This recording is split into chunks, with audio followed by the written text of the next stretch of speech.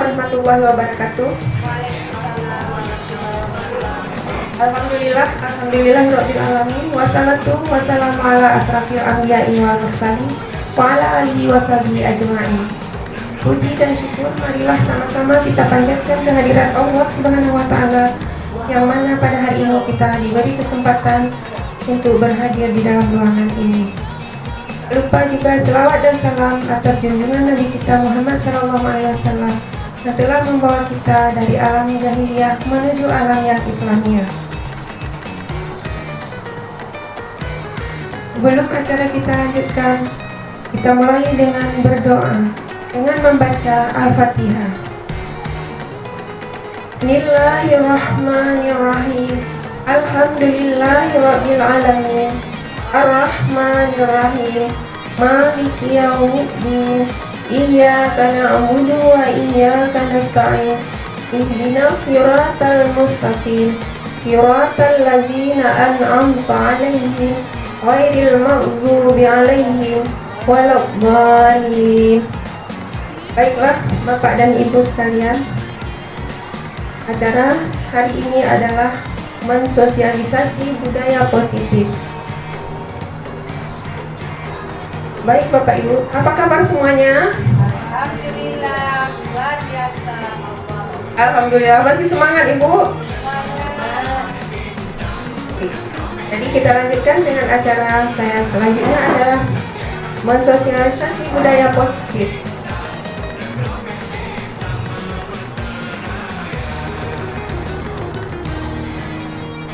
Jadi menurut Ki Hajar Dewantara, pendidikan diibaratkan sebagai seorang petani yang memiliki peranan penting untuk menjadikan tanamannya tumbuh subur.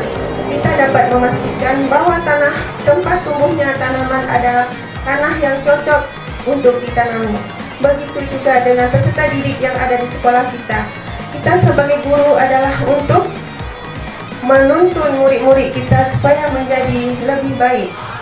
Dari uraian tersebut, kita dapat memahami bahwa sekolah diibaratkan sebagai tanah, tempat bercocok tanam, sehingga guru harus mengusahakan sekolah jadi lingkungan yang menyenangkan, menjaga dan melindungi murid-murid dari hal-hal yang tidak baik. Nah, tujuan pendidikan menurut Ki Hajar Dewantara, pendidikan adalah menuntun segala kodrat yang ada pada anak agar mereka dapat mencapai keselamatan dan kebahagiaan yang setinggi-tingginya, baik secara manusia maupun sebagai anggota masyarakat. Nah, sekarang budaya positif. Budaya positif di sekolah adalah nilai dan kebiasaan di sekolah, membentuk karakter murid, guru, dan visi misi sekolah, dapat menciptakan lingkungan positif serta mendukung murid menjadi pribadi yang bahagia, mandiri, bertanggung jawab, sesuai dengan filosofi Ki Hajar Dewantara.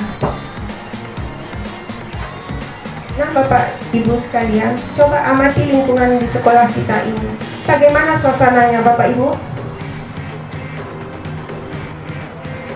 Iya, sejuk. Bagaimana dengan murid-murid saling berinteraksi, bagaimana guru saling bertegur sapa, bagaimana guru menyapa murid, bagaimana guru menyelesaikan suatu permasalahan atau konflik antara murid. Jadi, salah satu tanggung jawab kita sebagai pendidik adalah menghilangkan atau mencabut gangguan-gangguan yang menghalangi proses pengembangan potensi murid. Jadi, kita adalah sebagai pelindung murid kita adalah sebagai menginspirasi murid-murid kita supaya mereka menjadi tumbuh dan berkembang. Nah, sekarang ada pertanyaan pemantik ya. Ini boleh Bapak Ibu jawab dengan setuju atau tidak setuju ya Bapak Ibu ya. Pertanyaan yang pertama, hukuman dapat mendisiplinkan anak. Setuju atau tidak Bapak Ibu?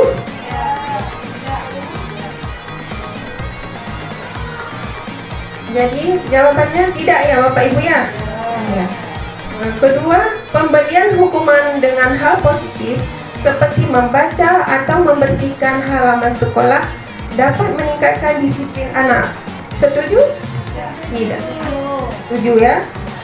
Yang ketiga, memberi penghargaan dapat meningkatkan motivasi belajar anak. Setuju.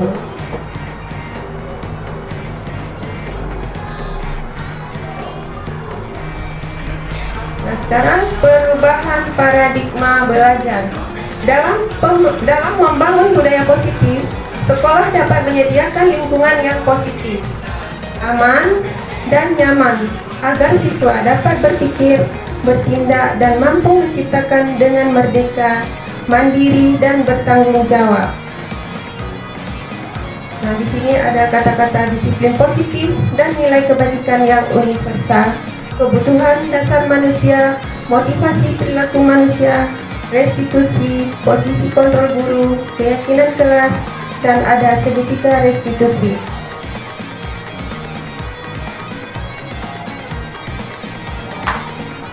Perubahan paradigma. Kegiatan kepalan tangan, ada yang A dan ada yang D ya. Nah, sobeklah secari kertas kecil-kecil, tulis benda atau sesuatu yang sangat berharga untuk Anda. Kemudian letakkan di salah satu tangan Anda dan genggam benda sesuatu tersebut dengan segala daya. Buatlah sebuah kepalan. Teman Anda yang B akan mencoba dengan sekuat tenaga dengan berbagai cara untuk meminta Anda memberi benda tersebut. Yang B bisa membujuk, mengancam, menghardik, merayu, menyuap, apa saja agar dapat membuka kepalan tangan Anda. Apa yang terjadi Bapak Ibu? Apakah Bapak Ibu akan membuka kepalan tangannya atau tetap tertutup kepala tangannya? Membuka atau menutup? Nah, itu baiklah. Jadi, apakah Anda atau B membuka kepalan tangan Anda? Mengapa?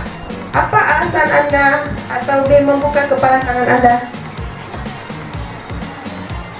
Nah, yang nomor 2, apakah Anda atau B menutup kepala tangan Anda? Dan ada pertanyaan mengapa? Apa alasan Anda atau menutup kepala tangan Anda? Jadi dalam kegiatan ini sesungguhnya siapa yang memegang kendali atau kontrol untuk membuka dan menutup kepala?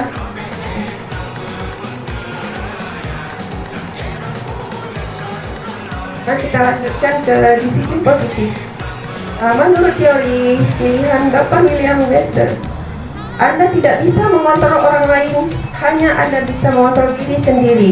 Jadi kita tidak bisa mengontrol orang lain, kecuali kita harus mengontrol diri kita sendiri dulu, baru bisa mengontrol orang lain. Jadi semua perilaku memiliki tujuan. Apapun yang kita buat itu semua ada tujuannya. Model berpikir, menang, kolaborasi, dan konsensus menciptakan pilihan-pilihan baru. Kemudian realitas, kebutuhan kita berbeda. Kita berusaha memahami pandangan orang lain tentang dunia. Setiap orang memiliki gambaran yang berbeda. Kemudian ada teori motivasi. Dalam teori motivasi untuk menghindari hukuman yang satu, dan yang kedua untuk mendapatkan imbalan. Yang ketiga untuk menghargai diri sendiri. Jadi untuk menghindari hukuman dan untuk mendapatkan imbalan itu motivasi eksternal. Yang untuk menghargai diri sendiri adalah motivasi internal dari dalam diri kita sendiri. Karena untuk memperbaiki diri kita sendiri harus ada dorongan dari dalam diri kita sendiri. Kemudian ada nilai-nilai kebajikan universal. Ada keyakinan kelas, 5 posisi kontrol. Yang satu sebagai penghukum, kedua pembuat rasa bersalah, yang ketiga sebagai teman, yang keempat dan yang kelima manajer. Jadi di sini ada 5 posisi kontrol untuk kita di sekolah yang bisa kita terapkan bagi murid-murid kita nanti. Kemudian ada segitiga restitusi, menstabilkan identitas, validasi tindakan yang salah, dan menanyakan keyakinan. Nah, jadi dalam segitiga restitusi ada menstabilkan, memvalidasi, dan menanyakan keyakinan. 5 kebutuhan dasar manusia. Yang satu, bertahan hidup. Yang kedua, penguasaan. Dan yang ketiga, kasih sayang dan rasa diterima. Yang keempat, kesenangan. Yang kelima, kebebasan. Begitulah paparan saya tentang budaya positif. Terima kasih. Sebelum acara kita akhiri, saya mengucapkan terima kasih. Assalamualaikum warahmatullahi wabarakatuh.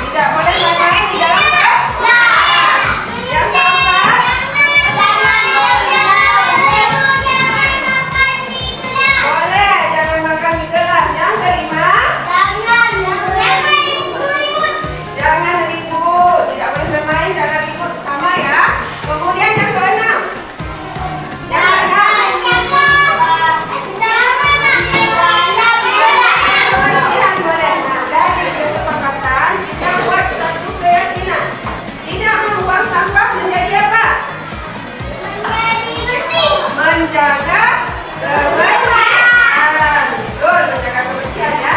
Yang kedua, tidak mengganggu teman. Menjadi apa? Tidak mengganggu teman. Menghormati orang lain. Baik. Nah, sekarang coba tulis di sini kesepakatan kelas kita ya. Nah, tulis di sebelah sini, jangan di sebelah yang ada ya. Coba tulis satu saja kesepakatan ini.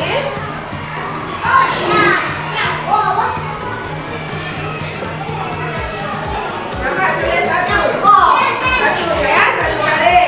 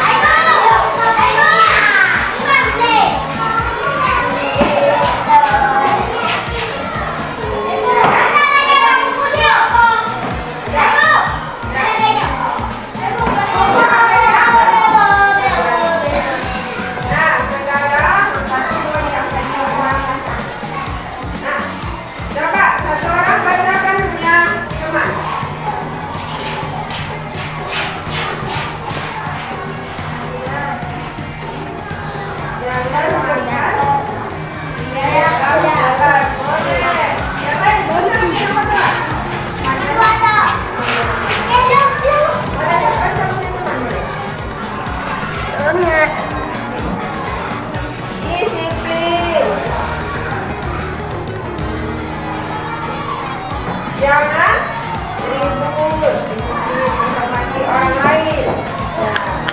Sudah, terima kasih ya. Berarti keyakinan kita hari ini menjadi kesepakatan dari kesepakatan menjadi keyakinan bahwa tidak ada menjaga kebersihan, menghormati orang lain, dan tanggung jawab dan juga ada ya. Ya, tentang disiplin. Sudah.